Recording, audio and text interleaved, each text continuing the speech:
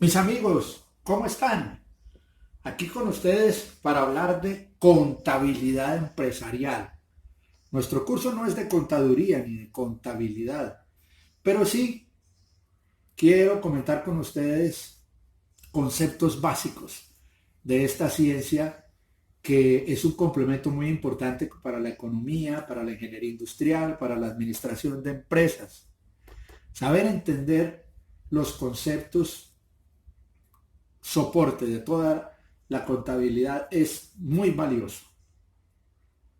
Hablemos de activo, pasivo y patrimonio. Activo es todo aquello que produce o que sirve para satisfacer necesidades, todo derecho, todo lo que nos representa valor es un activo. La casa de nuestra propiedad, el coche, nuestra ropa, el horno con que se fabrica el pan en nuestra empresa, en nuestra panadería, son activos. La harina, el huevo que compramos para fabricar los panes es activo. Si en nuestro negocio es una fábrica de confecciones, una fábrica de ropa, telas, botones, cierres, son activos. Si distribuimos hamburguesas a domicilio, nuestro activo es el automóvil con que lo hacemos. Si nos deben dinero y tenemos representada esa cuenta por cobrar, esa creencia en favor nuestro, el título que contiene esa obligación que existe a favor nuestro es un activo. En fin, activo es representación de valor, es derecho en cabeza nuestra. Pasivo es lo contrario al activo. El pasivo representa lo que debemos, las obligaciones que tenemos que pagar, las deudas. Eso es pasivo. Ahora, los activos y los pasivos están inevitablemente relacionados. Ya lo vamos a ver con ejemplos. Y el patrimonio. El patrimonio es la relación de activos y pasivos que hay en cabeza de una persona natural. Una persona natural quiere decir una persona como cualquiera de nosotros. O de una persona jurídica, que son las compañías, las corporaciones, las asociaciones, las que a su vez usualmente son las dueñas de empresas. Estas ecuaciones tan sencillas nos dicen mucho. El patrimonio de la persona o de la sociedad, como les venía diciendo, es igual a la diferencia entre activo y pasivo. En otras palabras, para saber cuál es el patrimonio neto de un individuo o de una corporación, ¿qué hay que hacer? Se suma los valores de todos los activos y a eso se le resta todos los pasivos. Todo lo que tenemos menos todo lo que debemos da al final lo que nos queda, lo que realmente es nuestro sin que tengamos que entregárselo a alguien. Pero la siguiente presentación algebraica, la que va en la fila de abajo, si bien es cierto, algebraicamente es equivalente al anterior, nos permite mirar desde otro ángulo una información también muy valiosa. Miremos primero la derecha de la ecuación, el activo. Y a la izquierda tenemos patrimonio y pasivo. ¿Qué nos dice esa expresión? Que como para producir se necesita activos, se necesitan máquinas, materias primas, se necesita materiales. Cada persona o cada organización para adquirir activos puede utilizar una mezcla de ¿qué? Del patrimonio, que son los recursos propios de la persona o de las personas si son socios y entonces han aportado sus recursos para constituir el patrimonio de la sociedad, que se vuelve algo aparte de los patrimonios de los socios. Esos recursos propios sumados a pasivo, ¿qué quiere decir? Que además de los recursos propios, podemos utilizar crédito, podemos utilizar dinero que nos prestan para comprar activos. De nuevo, para tener todos los activos que necesitamos para producir, podemos utilizar dos caminos o la combinación de ellos. Los recursos propios más lo que nos presten. ¿Por qué se expresa como pasivo?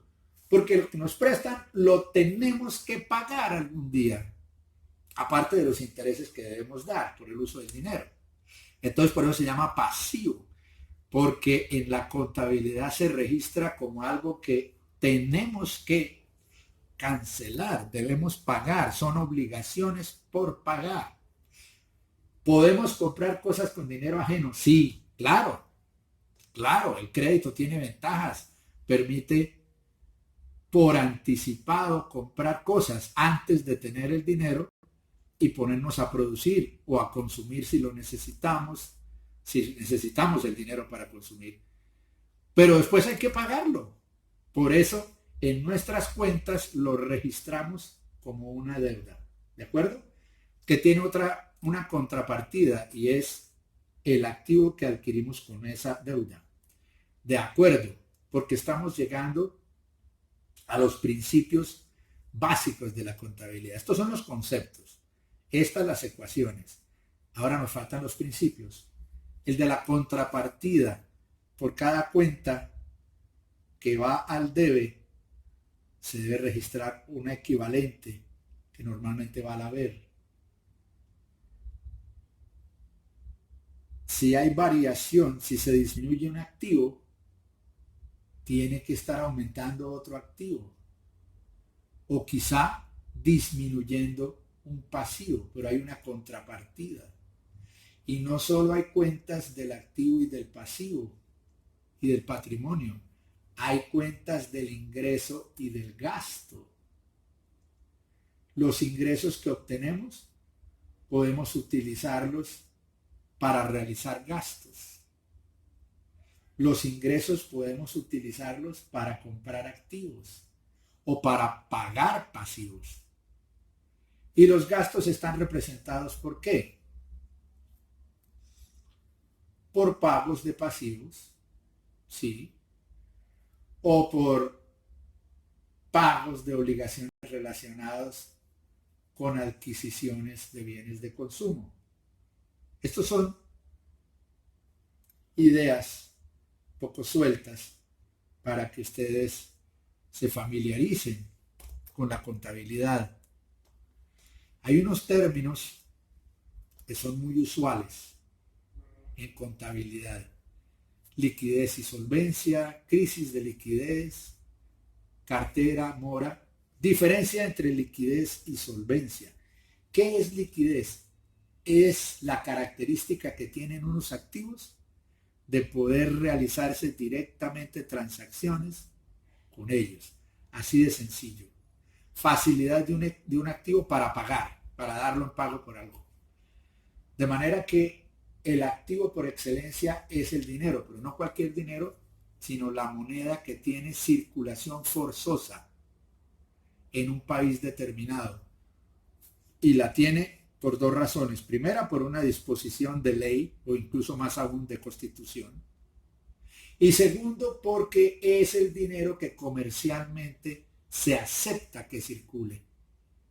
Todos los agentes económicos lo reciben en pago, lo reciben para realizar inversión, para realizar ahorro, para consumir. Liquidez. Liquidez no es sinónimo de valor. Una casa suele tener valor de uso, por supuesto, y puede tener un precio muy elevado. Y entonces constituye riqueza, pero no liquidez, porque ustedes no pueden ir a la cuenta, al supermercado a pagar una cuenta con un ladrillo o a comprar un televisor con una ventana. No, debemos pagar con dinero, con expresiones, si se quiere, indirectas del dinero, pero que en el fondo son dinero, como pagar con tarjeta, crédito, débito, hacer transferencias. Contablemente se está pagando con dinero. Y no con otros activos. Por eso una casa, un lote de terreno, no es un activo líquido. Miren que no estoy diciendo que no tenga valor o que carezca de precio o que no represente riqueza. No, simplemente no negocia uno directamente con ese activo. En teoría monetaria se clasifica los activos según el grado de liquidez. Ya pasaremos por allí. Entonces una empresa o una persona puede tener crisis de liquidez cuando por diversas circunstancias no cuenta con el dinero suficiente para operar. Llámese para pagar nómina, para pagar a proveedores, para realizar consumos. Pero puede que esa persona natural o esa compañía, si bien esté ilíquida, no sea insolvente. Porque puede tener muchos activos, pero no de alta liquidez. Una ensambladora de automóviles, las llantas que tiene en las bodegas son activos. Puede pagar otras piezas para el ensamble del carro con llantas.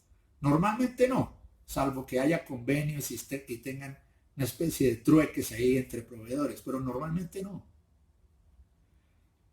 No obstante, puede sí ser muy solvente esa empresa, es decir, que no está en problemas económicos ni financieros serios, no más que le está faltando dinero en líquido o cupos de crédito para pagar con tarjetas.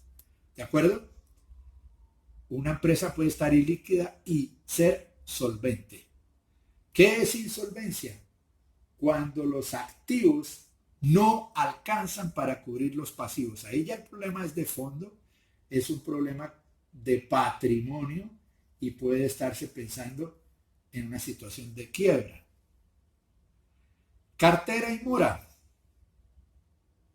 Cartera es conocido también contablemente como el término de cuentas por cobrar.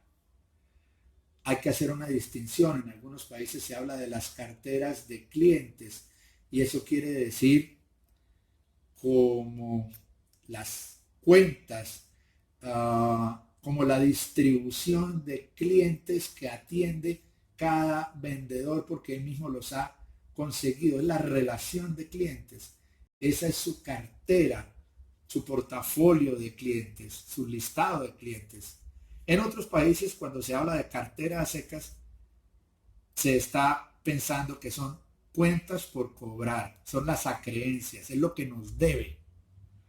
Si los que nos deben dinero porque han hecho compras a plazos o aunque no las hayan hecho a plazos, pero estén demorados en pagar, ellos están en una situación que se llama de mora o retardo para efectuar pagos.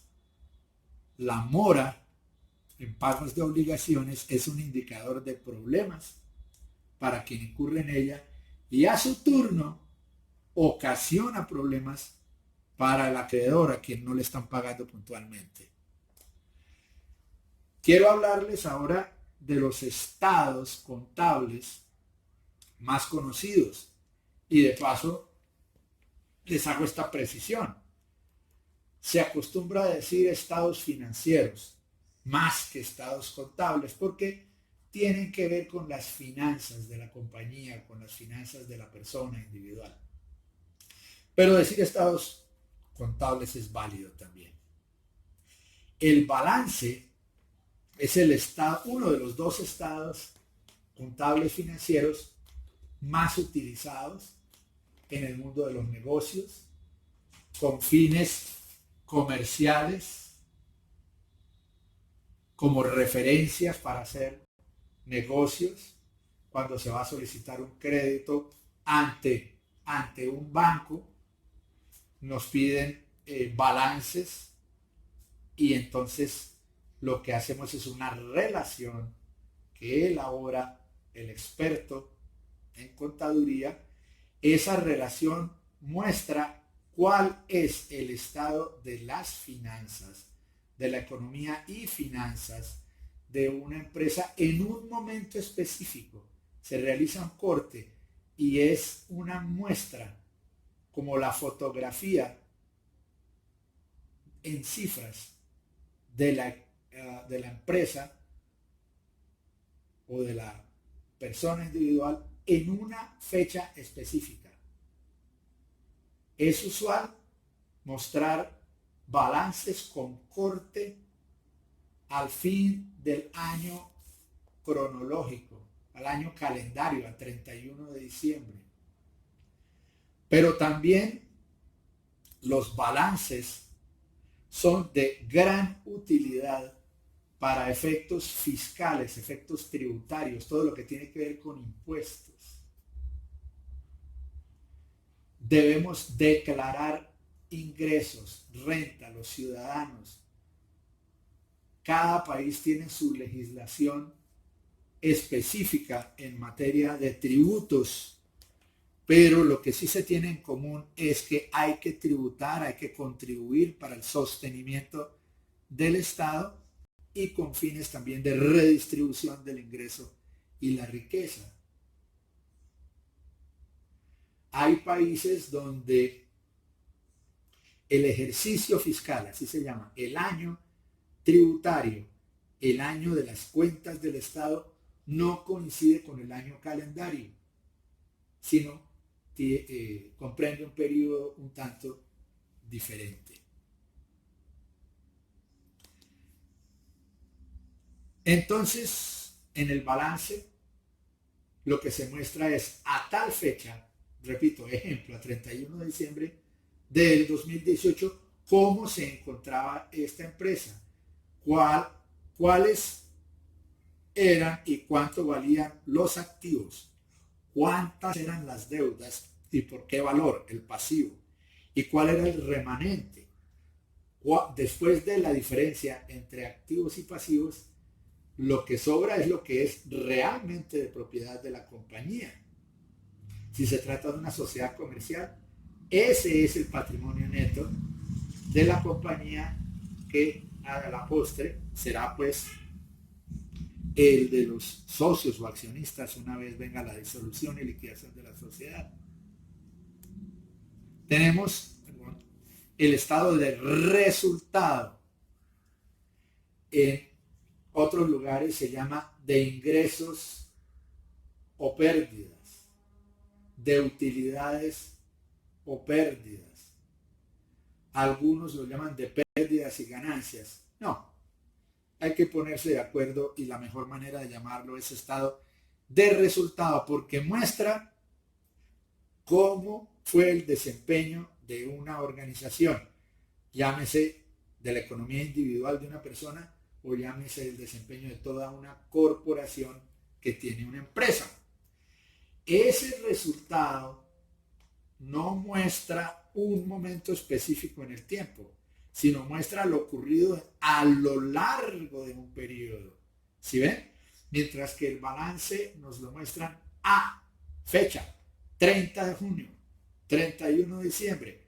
El estado de resultado es la conclusión de toda la operación, la evolución de toda la operación a lo largo del año 2018, a lo largo del año 2019.